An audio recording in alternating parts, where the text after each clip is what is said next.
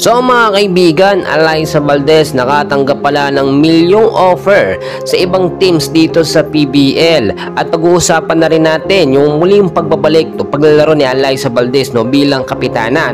Ngayon so far okay na ang kondisyon ni Alyssa Valdez at talagang makakapaglaro na siya ng 100%.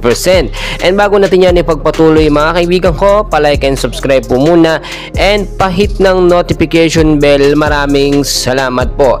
Napanood naman natin yung unang naging laban ng CCS kontra sa PLDT. Talagang nahirapan po doon ng CCS pero hindi naman nabukya at nakapalag naman ng Creamline.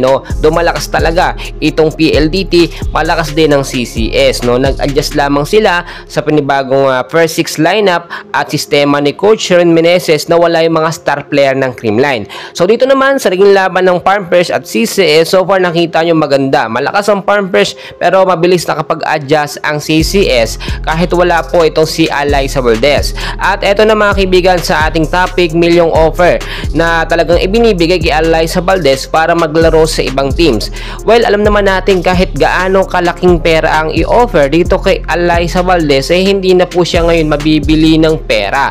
Dahil nga po, si Alyssa Valdez ay tatak talaga ng Creamline Cool Smashers at yung popularity niya bilang isang magaling po na volleyball player at kapitana ng Creamline ay hindi po matutumbasan ng kahit anong halaga. Solid CCS po si Alyssa Valdez hanggang sa magretiro po siya.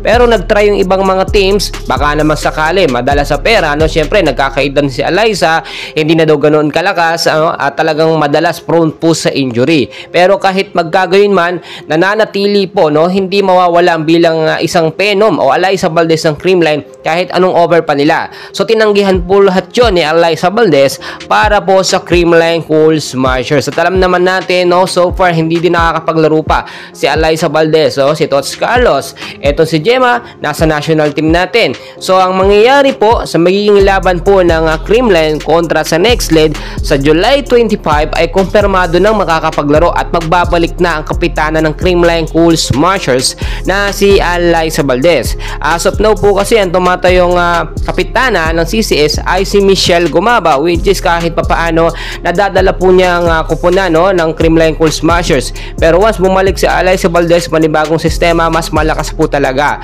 Doon pinagsamang sistema ni Coach Sharon Meneses at yung experience ni Alyssa Valdez sa loob na magkakasama yung mga player na kanyang gamay na gamay ay talagang masasabi natin muli nagbabalik ang malakas na tandem at sistema ng Creamline Cool Smashers na nagpagkampiyon sa kanila ng ilang beses. So mga kaibigan, aabangan natin yan laban ng CCS sa July 25. Mga solid CCS fans, wag pong kalimutan mag-like and subscribe.